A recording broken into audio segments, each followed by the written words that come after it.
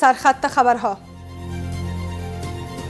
ناکامی تلاش ها برای منزوی سازی امارت اسلامی. مولوی عبدالکبیر میگوید که منزوی کنندگان امارت اسلامی خود منزوی شدند. هغه څوک چې غواړي چې موږ د انزوا خواته بوځي هغه په خپله په انزوا کې قرار لري. تاکید مجدد وزارت عدلیه بر جلوگیری از غصب زمین. این وزارت میگوید که در سال روان بیش از 1 میلیون جریب زمین استرداد شده است. 1,230,967 جریب زمین غصب شده تنها در سال 1404 هجری شمسی استرداد شده است. هشدار وزارت معادن و پترولیوم به استخراج کنندگان غیر قانونی معادن. سخنگوی این وزارت میگوید که با متخلفان برخورد قانونی صورت خواهد گرفت.